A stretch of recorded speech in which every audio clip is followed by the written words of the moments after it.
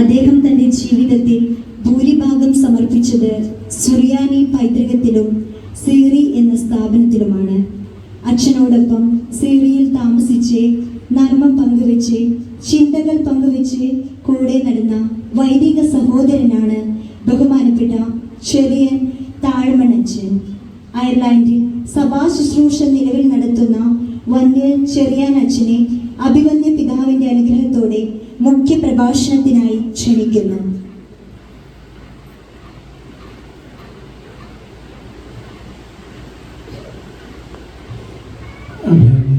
പിതാവ്, വന്യ വൈദികരെ, ബഹുമാനപ്പെട്ട സിസ്റ്റേഴ്സ്, ബഹുമാനപ്പെട്ട ശുഭാഷ, രാജുവിൻ്റെ പ്രിയ കുടുംബാംഗങ്ങളെ, സ്നേഹിതരെ, കൃഷകാന്തനായിരുന്ന രാജുവച്ചൻ എല്ലാവരും സ്നേഹത്തോടെ വിളിച്ചിരുന്ന ബഹുമാനപ്പെട്ട തോമസ് പ്രകോട്ടച്ചൻ കൃഷകാന്തനായിരുന്നെങ്കിലും ഇന്ന് എല്ലാവരുടെയും ഹൃദയത്തിലും മനസ്സിലും നിറഞ്ഞു നിൽക്കുകയാണ്. എനിക്കൊരു സംശയമുണ്ടായിരുന്നു, റോയിച്ചനാണോ രാജുവച്ചനാണോ ഏറ്റവും ശരീരം കൊണ്ട് ചെറുതെന്ന്. ചെറുതൊരു മാച്ചാണെന്ന് എനിക്ക് ഓർമ്മയില്ലായിരുന്നു. ഇങ്ങനെ ഞാൻ ചിന്തിച്ചിട്ടുണ്ട്, ഇതോടെ വരുമെന്ന് ഞാൻ ചിന്തിക്കുന്നത്. പക്ഷേ എനിക്ക് ഉള്ളിൽ ഇങ്ങനെ ഈ വണ്ടിയിൽ ഇങ്ങോട്ടൊന്ന് വരുമ്പോഴും ഇതാ പറഞ്ഞൊരു വാക്കോടെ പറയണമെന്ന് പറഞ്ഞപ്പോഴേ റോയിച്ചനായിരുന്നോ രാജുവച്ചനായിരുന്നോ ഈ ശരീരത്തിൻ്റെ ഒതുക്കത്തിലെ ഒന്നാം സ്ഥാനമെന്ന് എനിക്ക് തോന്നുന്നത് രാജുവച്ചൻ തന്നെയായിരുന്നു. പക്ഷെ റോയിച്ചനാണെന്നൊരു ഉന്നത ശീർഷനാണ്. ഇപ്പോഴും യുവജന പ്രസ്ഥാനത്തിൻ്റെ ഡയറക്ടറാണെന്നൊക്കെ പറയുമ്പോഴേ രൂപതയിലെ ഉന്നത ശീർഷനായിട്ട് നിൽക്കുന്ന വ്യക്തിയാണ്. അതോടെ നിൽക്കട്ടെ.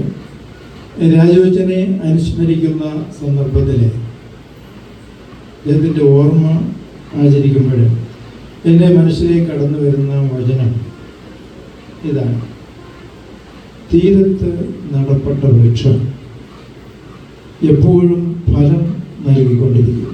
ഇതാണ് എൻ്റെ മനസ്സിലേക്ക് കടന്നു വന്നത്. കൃത്യവചനമൊന്നും ഞാൻ സംഘടിപ്പിച്ചിട്ടില്ല, വരുന്ന വഴിക്കാണ് ഇതൊക്കെ ഒരുങ്ങിയത്. തീരത്ത് നിൽക്കുന്ന വൃക്ഷം എപ്പോഴും ഫലം ചൂടി നിൽക്കും. രാജുവച്ചനെ അറിയാവുന്ന എല്ലാവരുടെയും മനസ്സിൽ ഇത് വളരെ ആപ്റ്റായിട്ടുള്ള വചനമാണ്, അദ്ദേഹത്തെക്കുറിച്ചുള്ള അനുസ്മരണയാണെന്നുള്ളതിൽ ഒരു സംശയവുമില്ല. ഓർമ്മയാചരണം എന്ന് പറയുമ്പോൾ കർത്താവിശ്വസിയ പറഞ്ഞായിരുന്നു, എൻ്റെ ഓർമ്മയ്ക്കായിട്ട് നിങ്ങളിത് ചെയ്യണമെന്ന്. അപ്പോൾ ഏറ്റവും വലിയ ഓർമ്മയാചരണം ഏതാണ്? വിശുദ്ധ കുർബാനയാണ്. ഓർമ്മയാചരണത്തിൻ്റെ പ്രത്യേകത എന്താണ്? കർത്താവിശ്വസിയ ഏൽപ്പിച്ച ഈ ഓർമ്മയെ ആചരിക്കുമ്പോൾ കർത്താവിശ്വസിയ യഥാർത്ഥമായിട്ട് അവിടെ സന്നിഹിതമാണ്. ഇതുപോലെ തന്നെയാണ് നമ്മുടെ വാങ്ങിപ്പോയവരുടെ ഓർമ്മ ആചരിക്കുമ്പോൾ എല്ലാ ബലിയിലും നമ്മൾ നമ്മുടെ വാങ്ങിപ്പോയവരുടെയും ഓർമ്മ ആചരിക്കുന്നുണ്ട്. കർത്താവിശ്വസിയാണ് മാത്രമല്ല. അതാണ് ഈ ദേവാലയത്തിൻ്റെ ഈ ക്രമീകരണം തന്നെ. ഇതിലെന്തെങ്കിലും തെറ്റുണ്ടെങ്കിൽ കൂർലോസ്വാവിനെ തിരുത്തിയേക്കണം. നമ്മൾ ഈ നടുഭാഗത്താരും ഇരിക്കുകയോ നിൽക്കുകയോ ചെയ്യാറില്ല. ഇപ്പോൾ ഈ ഫോട്ടോ എടുക്കാൻ വേണ്ടി ഒരാൾ നിൽക്കുന്നുള്ളതേ ഉള്ളൂ. ഞാനിപ്പോൾ ഇത് പറഞ്ഞു കഴിയുമ്പോൾ അത് അവിടെ നിന്ന് മാറും, ഒരു സംശയമില്ല, അതിനോട് നിൽക്കത്തില്ല. നമ്മൾ തെക്കും വടക്കും ആൾക്കാർ തെക്ക് വശത്ത് വനിതകളും വടക്ക് വശത്ത് പുരുഷന്മാരും നമുക്ക് ഒരു ക്രമീകരണം നമ്മുടെ ആരാധന പൈതൃകത്തിലുണ്ട്. നടുവിൽ മാത്രമല്ല കുറേ ഭാഗം അവിടെ പ്രത്യേക നിറത്തിലുള്ള കാർപ്പറ്റോ കയറ്റോ ആയിടും. ഇവിടെ ടൈൽസ് ഇട്ടപ്പോഴും വേറൊരു നിറത്തിലായിട്ട്. അപ്പം അതിൻ്റെ സൂചന മരിച്ചവർക്ക് വേണ്ടിയിട്ടുള്ള, നമ്മൾ മരിച്ചവരെന്ന് പറയുന്ന നമ്മുടെ വാങ്ങിപ്പോയവർക്ക് വേണ്ടിയിട്ട് ഒരുക്കിയിരിക്കുന്ന സ്ഥലമാണ്. ഈ പസനയോടെ നിൽക്കുന്നില്ല മാതാവിന് എനിക്ക് ഉറപ്പാണ്. കാരണം അവരെല്ലാവരും വിശുദ്ധ ബലിയിൽ ആദം മുതലുള്ള എല്ലാവരും സന്നിഹിതരാണ്. പക്ഷെ നമ്മുടെ കുർബാനയിൽ ആ രഹസ്യ പ്രാർത്ഥനയൊക്കെ അത് കാഴ്ചവെപ്പിൻ്റെ സമയത്തുള്ള രഹസ്യ പ്രാർത്ഥനകളുണ്ട്. അത് നിങ്ങൾ കേൾക്കുന്നില്ലാത്തതുകൊണ്ടാണ്. ആദം മുതലുള്ള എല്ലാവരെയും ഓർക്കുകയാണ്. അത് മുതലുള്ള എല്ലാ വാങ്ങിപ്പോയവരും ജീവിച്ചിരിക്കുന്നവരും ദേവാലയമായിട്ട് ബന്ധപ്പെട്ടവരും പുരോഹിതരും ശുഭാശന്മാരും ആത്മായരും സന്യസ്തരും എല്ലാവരും. അപ്പോൾ ഈ ഓർമ്മ ആചരിക്കുമ്പോൾ അവർ നമ്മോടൊപ്പം സന്നിഹിതമാണ്. അതാണ് എൻ്റെ യാഥാർത്ഥ്യം. അല്ല നമ്മൾ വെറുതെ ഇന്നലെ പത്രത്തിൽ വായിച്ച പ്രധാന വാർത്ത എന്തായിരുന്നു എന്ന് ഓർക്കുന്നത് പോലെ, അല്ലെങ്കിൽ കഴിഞ്ഞ ക്ലാസ്സിൽ പഠിപ്പിച്ചത് എന്തായിരുന്നു ഓർക്കുന്ന പോലെയുള്ള ഓർക്കുകയല്ലത് ഈ ഓർമ്മ. ഈ ഓർമ്മയിൽ ആ വ്യക്തി ഇവിടെ സന്നിഹിതമാണ്. നമ്മുടെ ഈ ഓർമ്മയെ ആചരിക്കുന്ന വിശുദ്ധ കുർബാനയിൽ മിശിഹാതമ്പുരാൻ യഥാർത്ഥമായിട്ട് സന്നിഹിതമായിരിക്കുന്നു എന്ന് നാം വിശ്വസിക്കുന്നത് പോലെ തന്നെയും നമ്മുടെ പൂർവികരുടെ ഓർമ്മ ആചരിക്കുമ്പോൾ അവർ നമ്മോടൊപ്പം സന്നിഹിതമാണ്. ഞാനിപ്പോൾ രാജുവച്ചനെ കുറിച്ച് നിങ്ങളോട് കുറച്ച് സമയം സംസാരിക്കാൻ നിൽക്കുന്നതിൻ്റെ കാരണം, ഞാൻ അദ്ദേഹത്തിൽ നിന്നും ഭാഷ പഠിച്ചിട്ടില്ല, പക്ഷെ വേറെ ഒത്തിരി കാര്യം പഠിച്ചിട്ടുണ്ട്. അദ്ദേഹത്തോടൊപ്പം 8 വർഷം ഒരു പുരയിൽ ജീവിച്ചു, ഒരു മേശയിൽ നിന്ന് ഭക്ഷണം കഴിച്ചു. ഇതാണ് ഞങ്ങളെ പോലുള്ള ബന്ധം. അതോടൊപ്പം പിന്നീട് എനിക്കെന്തെങ്കിലും ചില സംശയം തോന്നിയാൽ നമ്മുടെ ആരാധനാ പൈതൃകത്തെക്കുറിച്ചോ സുറിയാനി ഭാഷയെക്കുറിച്ചോ ഞാൻ അദ്ദേഹത്തെ വിളിച്ച് ചോദിക്കും. ഏതാനും മിനിറ്റുകൾക്കകം അദ്ദേഹം അതിൻ്റെ റെഫറൻസ് ഉൾപ്പെടെ ഒരു 3-4 അതിൻ്റെ വേർഷൻസ് എനിക്ക് അയച്ചു തരും. എന്നിട്ട് ഇതായിരിക്കും അതിനകത്ത് ഏറ്റവും കൃത്യമായ ഉത്തരവെന്നുള്ളത് സൂചിപ്പിക്കുകയും ചെയ്യും. ദാക്കന്മാരിൽ നിന്നും സുറിയാനി ഇതെന്തെങ്കിലും ഒക്കെയുള്ള ചില കൊട്ടേഷൻസ് അതോടൊപ്പം അദ്ദേഹം അയച്ചിരിക്കും. ഞാൻ ദൂരങ്ങളിലായിരുന്നപ്പോഴും അദ്ദേഹത്തോട് ചില സംശയങ്ങൾ ഇങ്ങനെ വാട്സാപ്പിലൂടെ കൈമാറി ചോദിക്കുമ്പോൾ അത് ഏതാനും നിമിഷങ്ങൾക്കുള്ളിൽ ജേക്കബ് തേക്കപ്പറമ്പച്ചിനോട് ഇത് തന്നെ ചോദിക്കും. അദ്ദേഹം അയക്കുമ്പോഴത്തേക്ക് കുറച്ചുകൂടെ താമസിക്കും. അപ്പം അങ്ങനെ അതാണ് എനിക്ക് അദ്ദേഹവുമായിട്ടുള്ള ബന്ധമെന്ന് പറയുന്നത്. ഇപ്പോൾ അന്ത്യോക്യൻ ആരാധനാ പൈതൃകത്തെയും സുറിയാനി ഭാഷയെയും എൻ്റെ പാരമ്പര്യങ്ങളെയും ചങ്കിലേറ്റിയിരുന്ന ഒരു മനുഷ്യനാണ്. വേറെ ചിലരുണ്ട് ഇതിൽ ഒരു ഫാഷനായിട്ട് ഇത് പറയുന്നവരും അനുകരിക്കുന്നവരും ഒക്കെ ഉണ്ട്. ആ ജനസിൽപ്പെട്ടവരല്ല രാജുവച്ചൻ ഇത് ചങ്കിലേറ്റ് നടന്നിരുന്ന മനുഷ്യനാണ്. അത് അദ്ദേഹത്തിൻ്റെ അവസാന ശ്വാസം വരെ അദ്ദേഹത്തെ അറിയുന്നവർക്കറിയാം. അദ്ദേഹത്തിൻ്റെ രോഗശൈലിയിലും അദ്ദേഹം ഇതിൽ വ്യാപൃതനായിരുന്നു. അദ്ദേഹത്തിൻ്റെ ഗ്രന്ഥത്തിൻ്റെ 3-ാം പതിപ്പ് അല്ലേ ദ്വിഭാഷയിൽ പ്രസിദ്ധീകരിക്കുന്നതിൽ 2024 പ്രസിദ്ധീകരിച്ചതെന്ന് ഞാൻ മനസ്സിലാക്കുന്നത്. അപ്പം അതിൻ്റെ ക്രമീകരണത്തിലായിരുന്നു അദ്ദേഹം. അപ്പം അതിൻ്റെ അവസാന ശ്വാസം വരെ അദ്ദേഹത്തിന് കൈ പൊക്കാവുന്നത് വരെ നാക്കെടുക്കാവുന്നത് വരെ അദ്ദേഹം ഈ ഭാഷയിലും ഈ പൈതൃകത്തിലും അതിന് ശുശ്രൂഷ ചെയ്യാൻ വേണ്ടിയിട്ട് അങ്ങേയറ്റം ശ്രദ്ധിച്ചിരുന്നയാളാണ്. ഇതൊക്കെ ഞാൻ പറയുമ്പോൾ ഞാനിവിടെ പൂർവ്വസ്പിതാവ് പ്രസംഗിച്ചുകൊണ്ടിരുന്നപ്പോൾ ഞാനിവിടെ അദ്ദേഹത്തിൻ്റെ ഫോട്ടോയിലേക്ക് നോക്കി അവിടെ ഇരിക്കുകയായിരുന്നു. ഇടയ്ക്ക് പൂർവ്വസ്പിതാവിൻ്റെ മുഖത്ത് നോക്കും, പിന്നെ ഈ ഫോട്ടോയിൽ നോക്കും. സത്യത്തിൽ അദ്ദേഹത്തിന് നിങ്ങളിൽ ഇത് കഴിഞ്ഞിട്ടൊരു 3 മിനിറ്റ് സമയം അദ്ദേഹത്തിൻ്റെ ഫോട്ടോയിൽ നോക്കി നിൽക്കണം. അദ്ദേഹത്തെ നമ്മളെ ഒന്ന് കളിയാക്കി ഒരു ഊറിയ ചിരി അതിനകത്തില്ല എന്ന് നോക്കിക്കൊള്ളു. എനിക്ക് താഴ്വണ്ണ ചെയ്ത് പറയുമ്പോഴും അദ്ദേഹം ചിരിക്കുന്നുണ്ട്. കാരണം ഇതൊക്കെ വർത്താനം പറയാൻ എളുപ്പമാണ്, പക്ഷേ ഇതൊക്കെ പാലിക്കാൻ മുമ്പേ പറഞ്ഞ ജനസിൽപ്പെട്ടവനാണ് ഞാൻ. ഇതൊക്കെ ഇങ്ങനെ 2 സുറിയാനി വാക്കുമൊക്കെ പറയാനൊക്കെ ആയിട്ട് ഇത് മലയാളത്തിലൊക്കെ എഴുതി കൊണ്ടുവന്ന്, പക്ഷെ സുറിയാനി ഭാഷയെ ചങ്കിലേറ്റിയിരുന്ന അച്ഛനെ നിങ്ങൾ ശ്രദ്ധിച്ച് നോക്കണം ഫോട്ടോയിലൊക്കെ കേട്ടോ. അപ്പോൾ അത് നിങ്ങളുടെ മനോവികാരം മനസ്സിലാക്കി അദ്ദേഹം അത് പ്രകടിപ്പിക്കും. അപ്പം അദ്ദേഹത്തെ സംബന്ധിച്ച് അദ്ദേഹത്തിൻ്റെ ജീവശ്വാസമായിരുന്നു. അദ്ദേഹത്തിൻ്റെ ഗവേഷണ പ്രബന്ധം ഞാൻ മനസ്സിലാക്കുന്നത് സാറുഖിലെ യാക്കോബിൻ്റെ 3 ഹോമിലികൾ, ഇത് പൗലോസിനെ കുറിച്ചുള്ള ഹോമിലി. അതിൽ ഗവേഷണം നടത്തി കഴിഞ്ഞിട്ടാണോ അതിന് മുൻപാണോ അദ്ദേഹത്തിന് പൗലോസിനെ പോലുള്ള തീഷ്ണത, അതുപോലുള്ള ഏതൊരു കാര്യത്തിൽ ഇടപെടുന്നോ അത് പൂർത്തിയാക്കി മാത്രം പിൻവലിയിൽ അതിനോടൊപ്പം നിൽക്കുന്ന പൗലോസിനെ പോലെ പൗലോസിൻ്റെ പ്രേക്ഷിത യാത്രയിൽ എന്തെല്ലാം വൈതരണികൾ ഉണ്ടായിരുന്നിട്ടും അദ്ദേഹം തന്നെ വിവരിക്കുന്നുണ്ട് എന്തെല്ലാം താൻ അഭിമുഖീകരിച്ചു എന്ന്. ഇതെല്ലാം ഉണ്ടെങ്കിലും അദ്ദേഹം സുവിശേഷത്തിന് പിന്നാലെയാണ്. ഇവിടെ ലേഖനം വായിച്ചപ്പോൾ നിങ്ങൾ ശ്രദ്ധിച്ചാണ് സഹോദരങ്ങളെ, നസറായനായ യേശുവിനെ കുറിച്ച് അതും കുരിശിക്കപ്പെട്ടവനെ കുറിച്ച് അല്ലാതെ എനിക്കൊന്നും പറയാനില്ല എന്നിവിടെ ഇന്ന് വായിച്ച ലേഖനത്തിലുള്ളതാണ്. അതിന് തുടങ്ങിയത് അങ്ങനെയാണ്. ഇപ്പം രാജുവച്ചനെ സംബന്ധിച്ച് അന്ത്യോക്യൻ ആരാധന കുറിച്ച് സുറിയാനി ഭാഷയെക്കുറിച്ച് അല്ലാതെ മറ്റൊന്നും പറയാനില്ല. ഞാൻ സിരിയിലുണ്ടായിരുന്നപ്പോൾ അദ്ദേഹത്തെ അടുത്തുള്ള പള്ളി പെരുന്നാളുകൾക്കും ഇരുന്ന പള്ളികളിലൊക്കെ കല്യാണത്തിനൊക്കെ ക്ഷണിക്കും ആട്ടെ എന്ന് അദ്ദേഹം പറയും. പക്ഷെ അദ്ദേഹം പോയില്ല. പോകാത്തവരുടെ സ്നേഹക്കുറവുണ്ടല്ല. അദ്ദേഹം വ്യാപൃതനായിരിക്കുന്ന കാര്യത്തിൽ അദ്ദേഹം പൗലോസിൻ്റെ തീഷ്ണതയിൽ വ്യാപൃതനാണ്. കല്യാണത്തിന് വേറെ അച്ഛന്മാരുടെ ഇപ്പോഴത്തെ കല്യാണത്തിന് 35 വരെ പേര് കാണും. അതുകൊണ്ട് മാമോദിസയ്ക്കൊക്കെ അതുകൊണ്ട് അച്ഛന്മാരുടെ കുറവോടെ ഉണ്ടാകത്തില്ല. പക്ഷെ രാജിവെച്ചൻ ഏറ്റെടുത്തിരിക്കുന്ന ശുശ്രൂഷ നിർവഹിക്കുന്നതിലാണ് ശ്രദ്ധ. അപ്പോൾ ഈ പൗലോസ് അപ്പോസ്തലനെ സംബന്ധിച്ചുള്ള ഈ സാറൂഖിന് യാക്കോബിന്റെ ഹോമിലീസ് പഠിക്കാൻ തുടങ്ങിയത് പിന്നാണോ അതിന് മുമ്പ് മുതലേ ഇതുണ്ടായിരുന്നു എനിക്ക് പറയാനായിട്ട് അറിയില്ല. ഏതായാലും പൗലോസിൽ നിന്ന് ഈ പ്രത്യേകതകൾ അദ്ദേഹം സമർത്ഥമായിട്ട് സംശീകരിച്ചിട്ടുള്ള വ്യക്തിയാണ്. അദ്ദേഹത്തിന് അനേക സവിശേഷതകളുണ്ടായിരുന്നു. വളരെ ലളിത ജീവിതം, സാറിനൊക്കെ ചോദിച്ചാൽ അല്ലേ, വളരെ ലളിത ജീവിതം. അത് വസ്ത്രധാരണത്തിലാകട്ടെ, ഭക്ഷണത്തിലാകട്ടെ, യാത്രാ മാധ്യമങ്ങൾ തിരഞ്ഞെടുക്കുന്നതിനാകട്ടെ, ഏതൊരു കാര്യത്തിലും വളരെ ലളിതമായിട്ട് ജീവിച്ച ഒരു പുരോഹിതനാണ് അദ്ദേഹം. സ്ഥിരോത്സാഹം. ഇത് പഠനത്തിൽ മാത്രമല്ല, പിതാവ് സൂചിപ്പിച്ച പോലെ വ്യായാമത്തിന് പോലും ഞങ്ങൾ ഒന്നിച്ച് നെഹ്റു സ്റ്റേഡിയത്തിലേക്ക് പോകുമായിരുന്നു. അദ്ദേഹത്തിന് ഒരു നരയൊക്കെ നന്നായിട്ട് ബാധിച്ചിരുന്നു. അപ്പോൾ അവിടെ ചെല്ലുമ്പോൾ ഇതിൻ്റെ ഒരു സീനിയർ ആളാണ്. സീനിയർ സിറ്റിസൺസിൻ്റെ കൂടെ ഒരു കൂട്ടായ്മ അദ്ദേഹത്തിനുണ്ട്. പിന്നെ ഇദ്ദേഹത്തിൻ്റെ ഒരു ക്രിക്കറ്റ് കളി അവിടെ ചെന്നാൽ ചെറുപ്പക്കാർക്ക് അവരുടെ കൂടെ കളിയുണ്ട്, അവരെയൊക്കെ തോപ്പിച്ചു കളി, ഫുട്ബോൾ കളി, ഏതിന് ചെന്നാലും അദ്ദേഹം അതിനകത്ത് അങ്ങേയറ്റം വീഴ്ചയാണ്. എൻ്റെ കുട്ടികളുടെ കൂടെ കളിയുണ്ട്, അത് ഞാനവിടെ ഇങ്ങനെ നടക്കുമ്പോൾ കാണാം, അവിടെ കൂടെ പോയി കളിക്കും, ചെറുപ്പക്കാരോട് കളിക്കും, സീനിയർ സിറ്റിസൻ്റെ കൂടെ കളിക്കും. അപ്പം ഇവരുടെ എല്ലാം കമ്പനിയിൽ അദ്ദേഹമുണ്ട്. ഈ സീനിയർ സിറ്റിസൻ്റെ വേറെ പ്രത്യേകമുണ്ട്, അവർ വൈകിട്ട് വരുമ്പോഴേ വീട്ടിൽ നിന്ന് എന്തെങ്കിലും കൊണ്ടുവരും, പ്രത്യേകിച്ച് പഴങ്ങളൊക്കെ പ്രത്യേകമായിട്ട് കൊണ്ടുവരുന്നത്. രാജീവസിനോട് പോയിരുന്ന് അതിൻ്റെ എണ്ണം വാങ്ങിച്ച് അവരുടെ കൂടെ കഴിച്ച് വരുള്ളൂ. ഇത് കഴിഞ്ഞിട്ട് അദ്ദേഹം അവിടെ കിടപ്പോൾ മെയ്വെഴുക്കൊന്നിരുന്നേന്ന് പറഞ്ഞു. അത് കഴിഞ്ഞിട്ട് അവിടെ പോയിരുന്ന് മടങ്ങി ഒരു കിടപ്പുണ്ട്.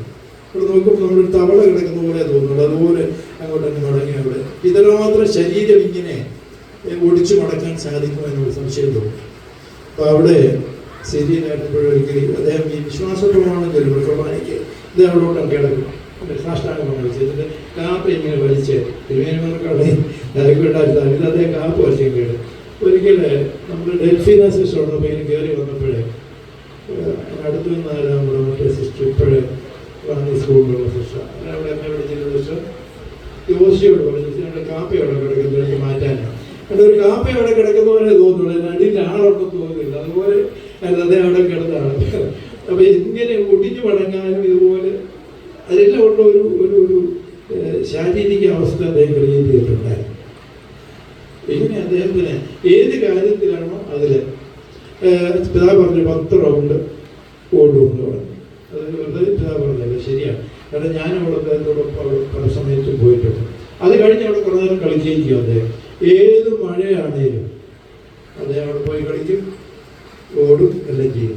അത് എനിക്ക് തോന്നുന്നു അദ്ദേഹം മാതൃകയായിട്ട് എടുത്ത് ഗോർലോസ് പിതാവിനെയാണെന്ന് തോന്നുന്നു. ഏത് മഴയാണേലും ഇപ്പോഴും ഒരു 100 പ്രാവശ്യം ഗോൾ എറിഞ്ഞ് അത് 100 വീട് കഴിഞ്ഞെങ്കിലേ കയറി പോവുള്ളൂ. പിന്നീട് മഴയത്തവിടെ കുറേ നേരം കിടന്ന് മഴ ആസ്വദിച്ചിട്ട് അത് രാജിവെച്ചത് അതുപോലെ അവിടെ കിടന്ന് നെഹ്റു സ്റ്റേഡിയത്തിൽ കിടന്ന് മഴ ആസ്വദിച്ച് പോകുന്ന ഒരാളാണ്. വേറെ അദ്ദേഹത്തിൻ്റെ പ്രത്യേകതയായിരുന്നു, എന്തും വളരെ നീറ്റായിട്ട് ചെയ്യുള്ളൂ, വളരെ കൃത്യതയുള്ളൂ. അദ്ദേഹം നോട്ട് എഴുതുന്നതാണെങ്കിൽ അദ്ദേഹം നടത്തിയിട്ടുള്ള എല്ലാ പ്രസംഗങ്ങളും കൃത്യമായിട്ട് അദ്ദേഹം എഴുതിയിട്ടുണ്ട്. അദ്ദേഹത്തിൻ്റെ മെമ്മറി മാറ്റിയവർ അത് സൂക്ഷിച്ചു വെക്കണം. അദ്ദേഹം നന്നായിട്ട് ഗവേഷണം നടത്തിയാണ് ഓരോ പ്രസംഗവും ഒരുങ്ങുന്നത്. അത് പബ്ലിഷ് ചെയ്യേണ്ട പ്രസംഗങ്ങളാണ്.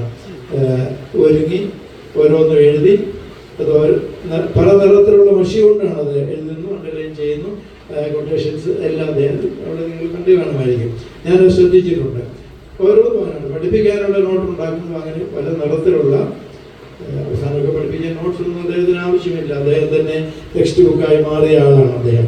അത് എല്ലാ കാര്യങ്ങളും വളരെ മനോഹരമായ കൈയക്ഷരം. നമ്മളൊന്ന് പരിസരത്തെ നമ്മുടെയൊക്കെ ഒരുമാതിരി ദൈവത്തിൻ്റെ തലയെഴുത്ത് പോലെ നമ്മുടെ കൈയക്ഷരം. പക്ഷേ രാജീവത്തിൻ്റെ കൈയക്ഷരം എന്നൊക്കെ പറഞ്ഞാൽ ഇത്ര സുന്ദരമായിട്ടുള്ള കൈയക്ഷരം നമുക്ക് ഒത്തിരി കാര്യങ്ങൾ അനുകരിക്കാനുണ്ട്. അപ്പം ഇങ്ങനെ സുറിയാനി ഭാഷയ്ക്ക് വേണ്ടി അദ്ദേഹം മറ്റൊന്നും ശ്രദ്ധിച്ചിരുന്നില്ല. വലിയ കാര്യങ്ങൾ ചെയ്യും. സുറിയാനി ഗവേഷണം, പിതാക്കന്മാരെ കുറിച്ചുള്ള പഠനം, അന്ത്യോക്യൻ ആരാധന ഗ്രഹത്തെക്കുറിച്ചുള്ള പഠനം, ഇതിനു വേണ്ടിയിട്ട് അദ്ദേഹം ജീവിതവും മാറ്റിവെച്ചു. മാത്രമല്ല അതിനു വേണ്ടിയിട്ട് ഈ കൃഷകാത്രൻ പോകാത്ത സ്ഥലങ്ങളിൽ അദ്ദേഹം മലങ്കര സഭയിലെ എല്ലാ മൈനർ സെമിനാരികളിലും മുമ്പേ ആരോ ഇവിടെ ഒരു അച്ഛനെ അഹങ്കരിക്കുന്നുണ്ട്, മൂവാറ്റുപുഴ അച്ഛൻ പഠിപ്പിച്ചെന്ന് പറഞ്ഞിട്ട്. ഇത് എല്ലാ മൈനർ സെമിനാരികളും പഠിപ്പിച്ച അച്ഛനാണ്. തിരുവല്ലായിൽ, തിരുവനന്തപുരത്ത്, മൂവാറ്റുപുഴ, മാവേലിക്കര, ഇവിടെ എല്ലാം അദ്ദേഹം പഠിപ്പിക്കുന്നുണ്ടായിരുന്നു. അതുപോലെ മേജർ സെമിനാരികൾ, Thiruvananthapuram major seminary, Mary Mata seminary Thrissur, സാത്തനായിലെ മറപ്പുറം സെമിനാരി, അതുപോലെ തന്നെ വടവാതൂര് സെമിനാരി, വടവാതൂര് പൗരസ്ത്യ വിദ്യാപീഠവും, പിന്നീട് മാങ്ങാനത്തുള്ള ഒരു പൗരസ്ത്യ ഗവേഷണ കേന്ദ്രമുണ്ട്, അവിടെയും അദ്ദേഹം പഠിപ്പിക്കും. അപ്പം അങ്ങനെ അനേക സ്ഥലങ്ങളിൽ പോയി ഇതിനോടുള്ള താല്പര്യം കൊണ്ടാണ്, അല്ലാതെ യാത്ര ചെയ്യാനുള്ള സന്തോഷം കൊണ്ടല്ല. അദ്ദേഹം യാത്ര ചെയ്യുന്ന ഇഷ്ടമല്ല, കാരണം അത്രയും സ്ഥലം കൂടെ സീരിയലിരുന്നാൽ കൂടുതൽ കാര്യങ്ങൾ ചെയ്യാൻ പറ്റും. പക്ഷെ ഇങ്ങനെ യാത്ര ചെയ്ത് പോയിട്ട് അദ്ദേഹം ഈ ഭാഷയെ സ്നേഹിച്ച്, ഈ സംസ്കാരത്തെ സ്നേഹിച്ച് വളർത്താൻ ശ്രമിച്ച ആളാണ്. ഞാൻ ഓക്സ്ഫോർഡിനെ കുറിച്ച് പറഞ്ഞു, ഞാൻ അവിടെ കാണാൻ പോയതാണ്. അപ്പോൾ അവിടെ ചെന്നപ്പോൾ അറിയാം, ഞാൻ 2009 കോട്ടയം KSRTC ബസ് സ്റ്റാൻഡിൽ നിന്ന് സീരിയയിലേക്ക് പോകാൻ ഓട്ടോറിക്ഷ വിളിച്ചു. എന്നിട്ട് എന്നെ വിളിച്ചു, എവിടെയാണ് സീരിയ? കോട്ടയത്തെ ഓട്ടോറിക്ഷക്കാരനാകെ എന്നോട് സീരിയ, നമ്മൾ പബ്ലിക് ലൈബ്രറിയുടെ പുറകിലാണ്. പബ്ലിക് ലൈബ്രറി സീരിയ അറിയുന്നതാണ്. കോട്ടയത്തെ ഒരു ഓട്ടോറിക്ഷക്കാരൻ. ഞാൻ ഓക്സ്ഫോർഡിൽ ചെന്നപ്പോൾ സീരിയ എന്ന് പറയുമ്പോൾ അവിടെ നന്നായിട്ടറിയാം, ജേക്കബച്ചൻ നന്നായിട്ടറിയാം, കോനമാർക്ക് വെച്ച് നന്നായിട്ടറിയാം, രാജിവെച്ച് ഞങ്ങളോട് അറിയാം. ഓക്സ്ഫോർഡ് എന്ന് പറഞ്ഞ ലോകത്തിലെ ഏറ്റവും ഗവേഷണത്തിന് ഏറ്റവും ആധികാരികതയുള്ള, ഓക്സ്ഫോർഡിൽ പഠിക്കാൻ അഡ്മിഷൻ കിട്ടുക എന്ന് പറഞ്ഞാൽ അഡ്മിഷൻ കിട്ടാതെ ഇതിനെ തോറ്റുപോയാലും കുഴപ്പമില്ല, അത്രമാത്രം വലിയൊരു എക്സാം അറിയാം. അപ്പം അവിടെ അതുപോലെ തന്നെ ഞാൻ ഒരു 13ാം നൂറ്റാണ്ടിലായിട്ട് ഒരു അപ്പയിൽ ഒരു സന്യാസികളുടെ താമസന്മാരുടെ വീട്, അത് അയൽപ്പെട്ടിലാണ്. ഞാൻ അവിടെ പോയി. അവിടെ നിന്നപ്പോൾ അവിടെ രാജിവെച്ച് എല്ലാവരുമല്ല, ചില സന്യാസികൾക്ക് അവർ മൂലം ആ ആശ്രമത്തിൽ അദ്ദേഹത്തെ ചെയ്യണം. അതൊന്നും അവിടുന്ന് ഏതോ ഒരു താമസൻ ശരിയിൽ വന്ന് ഒന്നിൽ കോൺഫറൻസിന് വന്നിരുന്നു, അല്ലെങ്കിൽ മറ്റുള്ള ഭാഷ പഠിച്ചു എന്തുമാണ്. ഇങ്ങനെ അറിയപ്പെടുന്ന ഒരു വ്യക്തിയായിരുന്നു നമ്മുടെ പ്രിയപ്പെട്ട രാജിവെച്ചൻ. അവിടെ സൂചിപ്പിച്ചുകൂടെ പാശ്ചാത്യ സുറിയാനി ഭാഷയിലും പൗരസ്ത്യ സുറിയാനി ഭാഷയിലും രഷ്ട്രാംഗ ഇതെല്ലാം ഞങ്ങൾക്ക് പാണ്ഡിത്യമുള്ളവരല്ല, തെറ്റുണ്ടെങ്കിൽ ഇതിനെല്ലാം നല്ല പാണ്ഡിത്യമുള്ളതായിരുന്നു അദ്ദേഹം. സ്റ്റാംഗ്ല എന്ന് പറഞ്ഞാൽ വവേഴ്സ് ഇല്ലാത്ത ഒരു രീതിയാണ്, അതുപോലും വായിച്ചെടുത്ത് പണ്ടൊക്കെ അങ്ങനെ എഴുതിയിരുന്നു. പഴയ ചില കയ്യെഴുത്ത് പ്രതികളെടുത്താലാണ് അതുപോലും അത് വായിച്ചെടുത്തിട്ട് കൃത്യതയോടെ അതിൻ്റെ കൃത്യത ഇന്നാണെന്ന് പറയാനുള്ള പ്രാഗൽഭ്യം രാജിവെച്ചിട്ടുണ്ടായിരുന്നു. ഈസ്റ്റേൺ സുലൈഖിൻ്റെയും വെസ്റ്റേൺ സുലൈഖിൻ്റെയും ഗ്രാമർ അദ്ദേഹം എഴുതി, അതിൻ്റെ വായനാ സഹായം അദ്ദേഹം എഴുതി. പിന്നീട് നമ്മുടെ പ്രാർത്ഥനകളൊക്കെ കുട്ടികൾക്ക് പോലും വായിച്ച് മനസ്സിലാക്കാൻ തക്കതുപോലെ അത് ഇംഗ്ലീഷ് ലെറ്ററിലും അതുപോലെ ഇംഗ്ലീഷ് ഭാഷയിലുമായിട്ട് അതിനെ പുസ്തകങ്ങൾ അച്ചടിക്കാനായിട്ട് എല്ലാം സഹായിച്ച ആളാണ്.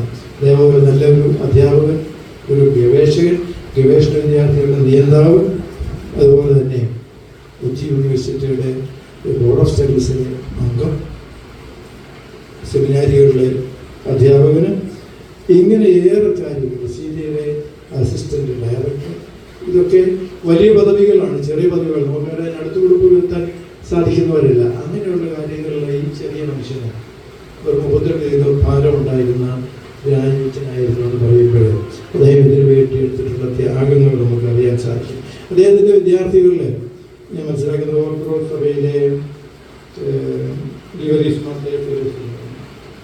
അഹമ്മദ് ഭദ്രാസനങ്ങൾ, മാർദമ സഭയിലെ അതുപോലെ തന്നെ സക്രിയാസ്മാർ ഡൽഹി ഭദ്രാസനങ്ങൾ എപ്പിസ്കോപ്പ, അതുപോലെ തന്നെയായിരുന്നു അദ്ദേഹത്തിൻ്റെ ജ്ഞാനായ സഭയിലെ കുര്യാക്കോസ് ഇവാനിയൂസ് മെത്രാപ്പൊലീത്ത ഗാന്ധി കേന്ദ്രമായിട്ടുള്ളത്. പിന്നെ ഈ പൗരസ്ത്യ സഭയിലെ യോഹന്നാൻ ജോസഫ് അദ്ദേഹം തൃശ്ശൂർ, ഇവരൊക്കെ അദ്ദേഹത്തിൻ്റെ വിദ്യാർത്ഥികളാണ്. പിന്നെ 100 കണക്കിന് പ്രഗത്ഭരായിട്ടുള്ള വ്യക്തികൾ, കുട്ടികളോട് അച്ഛന്മാരും സമാഷന്മാരും സിസ്റ്റേഴ്സുമായി എല്ലാവരുമുണ്ട്. അപ്പം ഇവരെ എല്ലാം പരിശീലിപ്പിക്കാൻ അദ്ദേഹം സമയം കണ്ടെത്തിയിരുന്നത് ഇതിനുള്ള താല്പര്യം കൊണ്ടാണ്. പിന്നീട് ഈ നമ്മുടെ അന്ത്യോക്യയിലെ സുറിയാനി പാത്രികീസും അതുപോലെ തന്നെ മറലിത പാത്രികീസും ഒക്കെ പല പ്രാവശ്യം വേറെ സംബന്ധിച്ചിട്ടുണ്ട്. ആ അവസരത്തിലൊക്കെ അവർക്കുള്ള ഈ സുറിയാനി ഭാഷയിൽ അവരെ സ്വാഗതം ചെയ്യുന്നുണ്ട്. പ്രസംഗം നടത്തിയത് ഏതാനും പ്രവർത്തനങ്ങൾ കേട്ടിട്ടുള്ള ആളാണ് രാജിവെച്ചൻ സുറിയാനി ഭാഷയിൽ. ഇതിന് അന്ത്യോക്യയിലെ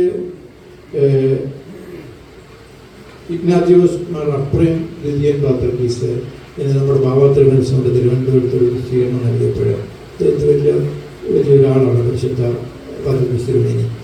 അന്ന് അദ്ദേഹത്തെ അനുമോദിച്ചുകൊണ്ട് സുറിയാനി ഭാഷയിൽ ഒരു ഗീതം എഴുതി പാടിയ ആളാണ് അത് പറയാൻ എനിക്ക് ഓർക്കുന്നില്ല, ഈ അച്ഛനറിയാം, അതേതായിരുന്നു ഗീതമുണ്ടെങ്കിൽ എല്ലാവരും അപ്പം അത്രമാത്രം ഭാഷയിൽ വിൽപ്പത്തി ഉണ്ടായിരുന്ന ആൾ, അതിനെ സ്നേഹിച്ചിരുന്നയാൾ.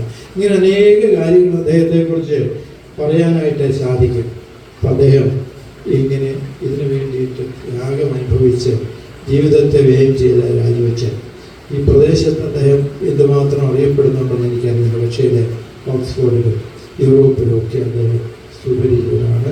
പണ്ഡിതന്മാരുടെ ഇടയിൽ ഓട്ടോറിക്ഷ പഠിച്ചിരുന്ന സാധാരണ മനുഷ്യർക്ക് കോട്ടയത്ത് പോലും അറിയില്ലായിരുന്നു. പക്ഷേ ലോകത്ത് പല ഭാഗത്ത് ചെല്ലുമ്പോൾ ഗവേഷകരുടെ ഇടയിൽ അദ്ദേഹം സുപരിചിതനായിരുന്നു. അദ്ദേഹത്തിൻ്റെ പാത പിന്തുടരാൻ കുറേ പേരെങ്കിലും തയ്യാറാകണം. അല്ലെങ്കിൽ നമ്മളെ അദ്ദേഹം ഇങ്ങനെയൊന്ന് പരിസ്ഥിതിച്ച് പുഞ്ചിരിക്കും എന്നോർക്കുക, അല്ലെങ്കിൽ ആ ഫോട്ടോ അങ്ങ് മാറ്റിയേക്കണം, ഇത് പിന്തുടരാൻ തയ്യാറല്ലെങ്കിൽ. അപ്പോൾ അതുകൊണ്ട് അദ്ദേഹത്തിൻ്റെ ശുശ്രൂഷകളെ സഭ ഏറെ ആദരിക്കുന്നു, അതേപോലത്തെ ദൈവത്തെ സ്തുതിക്കുന്നു. ഈ പ്രദേശം, ഈ കുടുംബം സഭയ്ക്ക് നൽകിയ വലിയ അനുഗ്രഹത്തെ നന്ദിയോടെ സ്മരിക്കുന്നു. ഞാൻ എൻ്റെ ഓട്ടം പൂർത്തിയാക്കി ഇനി പ്രതിഫലത്തിനായിട്ട് കാത്തിരിക്കുന്നു.